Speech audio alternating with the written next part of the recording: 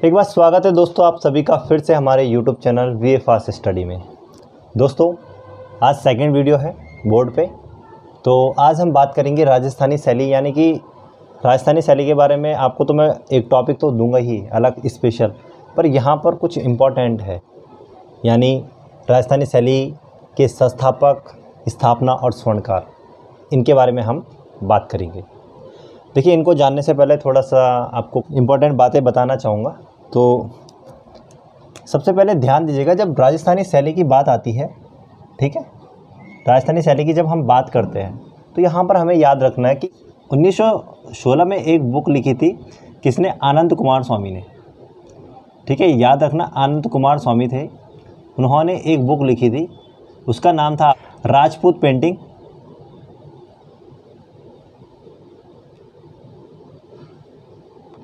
ठीक है, राजपूत पेंटिंग के नाम से एक बुक थी। उन्होंने क्या किया, उत्तरीय भारत का जो क्षेत्र था, उत्तरीय भारत के क्षेत्र को दो भागों में बांटा इस पुस्तक में।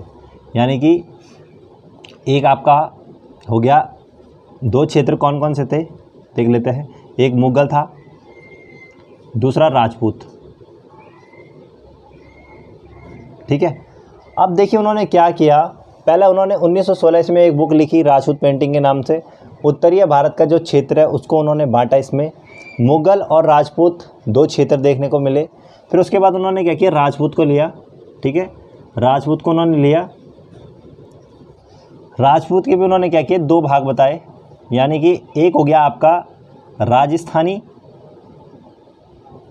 और दूसरा हो गया आपका पहाड़ी। तो राजस्थानी शैली और पहाड़ी शैली की बात यहाँ पे हो रही है, याद रखना आप।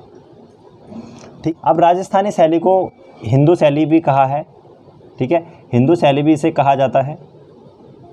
और हिंदू शैली किसने कहा था? राय कृष्णदास ने।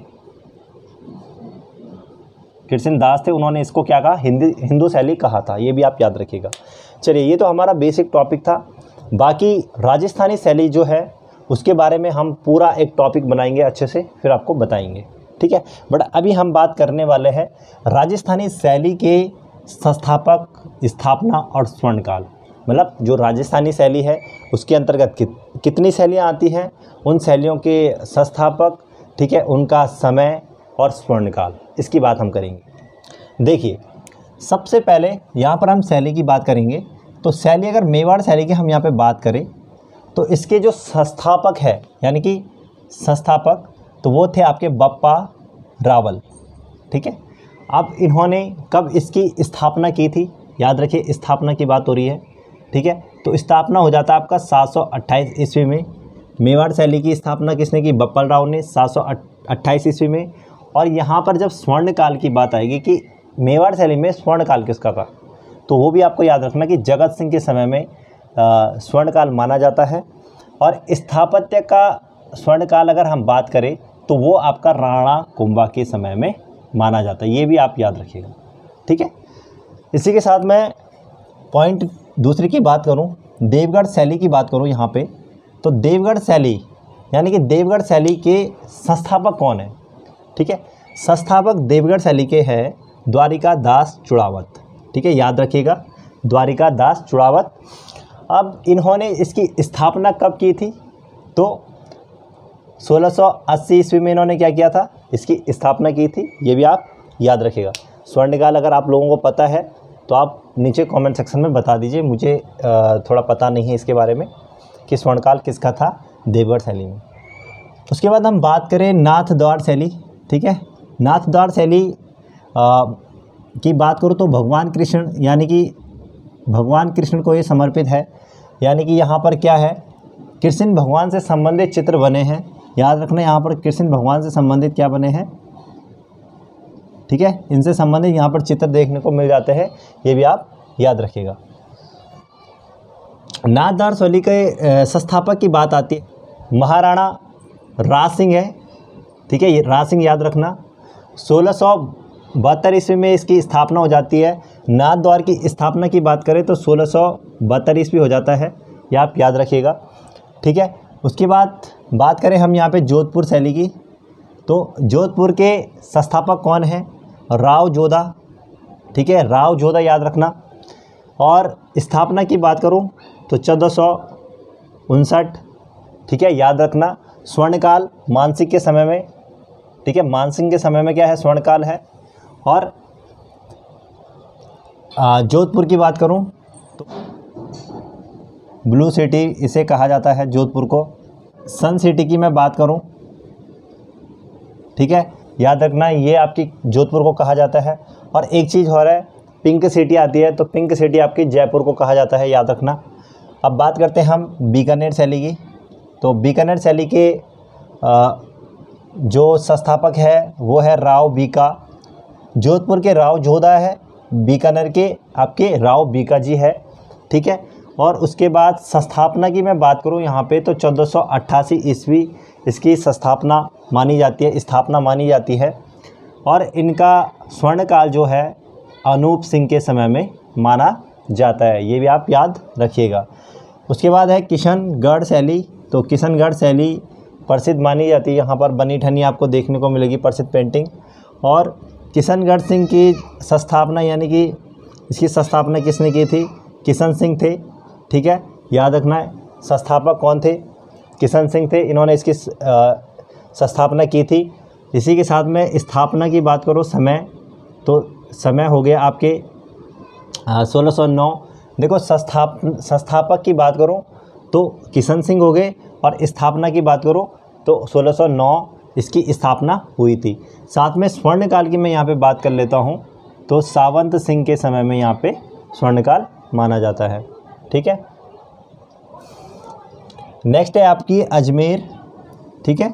अजमेर देखिए, अजमेर के संस्थापक कौन थे, ठीक है, याद रखिए अजय पाल चौहान जो कि इसके संस्थापक है।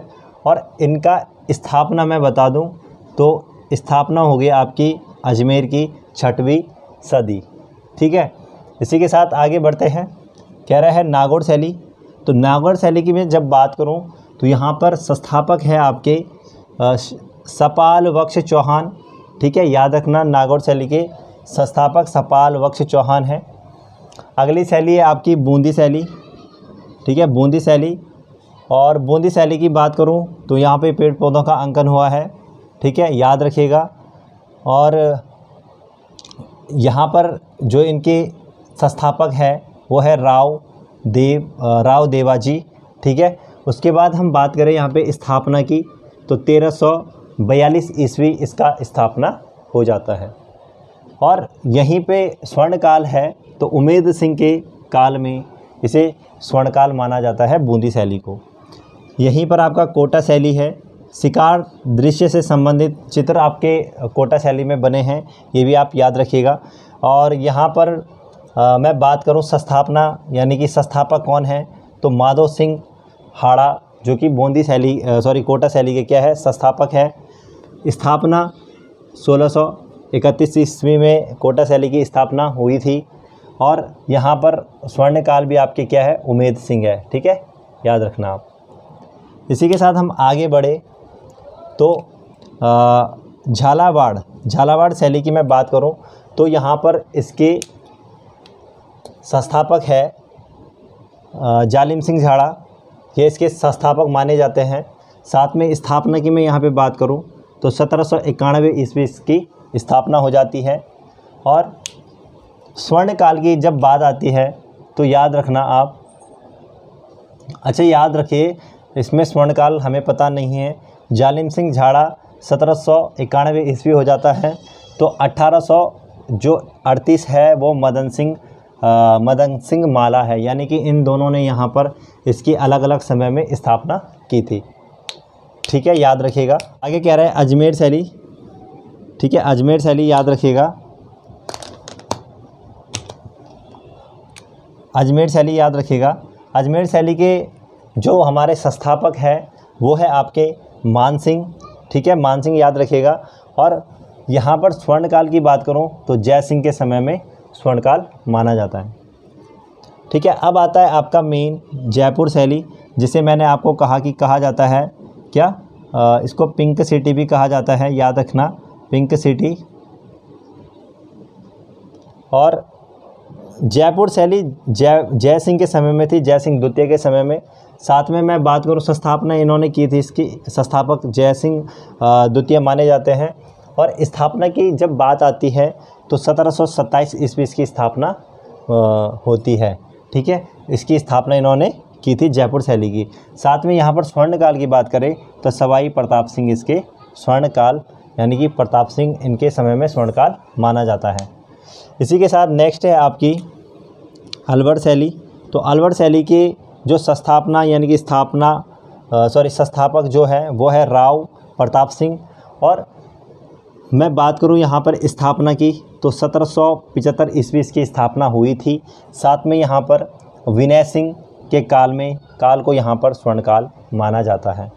इसी के साथ उनियारा शैली की मैं बात करूं यहाँ पे तो इसके संस्थापक थे राव चंद भान।